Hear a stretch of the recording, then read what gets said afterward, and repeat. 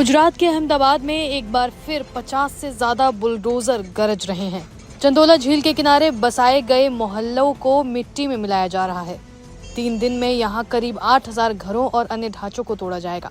दरअसल पहलगाम हमले के बाद गुजरात में बांग्लादेशियों की पहचान और फिर बड़ी संख्या में यहां घुसपैठियों के पकड़े जाने के बाद अप्रैल के अंत में नगर निगम ने बुलडोजर एक्शन की शुरुआत की थी। तब करीब 1.5 लाख वर्ग मीटर जमीन कब्जे से मुक्त कराई गई थी।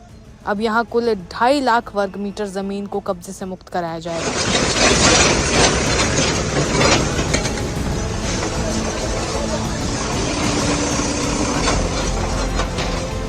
मंगलवार सुबह से ही चंदोला इलाके में दर्जनों बुलडोजर गरजने लगे।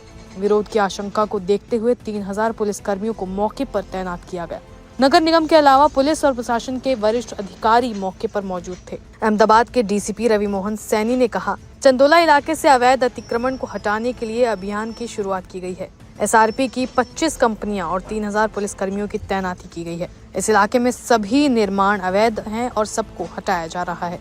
इससे पहले 29 और 30 अप्रैल को बड़े पैमाने पर ध्वस्तीकरण किया गया है। इसकी शुरुआत तब की गई जब इन बस्तियों से बड़ी संख्या में अवैध बांग्लादेशियों को हिरासत में लिया गया था। कश्मीर के पहलगाम में हुए आतंकवादी हमले के बाद अहमदाबाद पुलिस ने 26 अप्रैल को चंदोला झील क्षेत्र में छापा मारा और लालू पठान उर्फ लल्लू बिहारी की मदद से क्षेत्र में अवैध रूप से रह रहे 150 से ज्यादा बांग्लादेशी नागरिकों को हिरासत में लिया।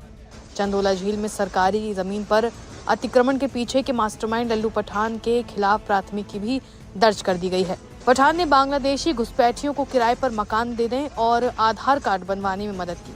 अधिकारियों के मुताबिक अवैध रूप से निर्मित लगभग हजारों मकान, झोपड़ियां और अन्य संपत्तियों को ध्वस्त करने के लिए चिन्हित किया गया है। अप्रैल में हुई कार्रवाई में अतिक्रमण हटाने के लिए 70 से ज्यादा अर्थ मूवर मशीनें और 200 डंपर लगाए गए थे। वहीं सरकार ने अभियान के दौरान कानून व्यवस्था बनाए रखने के लिए राज्य रिजर्व पुलिस की 20 कंपनियों के साथ लगभग 2000 पुलिसकर्मियों को भी तैनात किया है। उन्होंने कहा, सीएम भूपेंद्र पटेल के मार्गदर्शन में राज्य सरकार और पुलिस का स्पष्ट संकल्प है कि अगर कोई अपराध करता है और राज्य की सरकारी जमीन पर कब्जा करता है तो हम ऐसा नहीं होने देंगे। राजकोट में जो सभी जगहें अवैध गतिविधियों का केंद्र रही हैं, उन्हें ध्वस्त कर दिया जाएगा। इन सभी लोगों के खिलाफ सख्त कार्रवाई की जाएगी। राज्य सरकार उन सभी लोगों के साथ खड़ी है जो शांतिपूर्वक और कड़ी मेहनत से काम करते हैं। वहीं राजकोट जोन के पुलिस उपायुक्त डीसीपी जगदीश ने बताया कि पुलिस ने 20 आदतन अपराधियों की सूची भी तैयार की है। उनसे जुड़े किसी भी अवैध निर्माण या अनाधिकृत बिजली कनेक्शन की पहचान करने को भी कहा गया है। डीसीपी जगदीश ने बताया कि हत्या के प्रयास और लूट जैसे अपराधों में शामिल 38 अपराधियों के 60 से ज्यादा अवैध निर्माणों को ध्वस्त कर दिया गया है। उन्होंने बताया कि इनमें से कुछ अपराधियों के खिलाफ 10 से ज्यादा मामले दर्ज हैं। इसके अलावा मौके पर जेसीबी क्राइम शरद सिंघल भी पहुंचे हुए थे। सुनिए उन्होंने क्या कुछ कहा।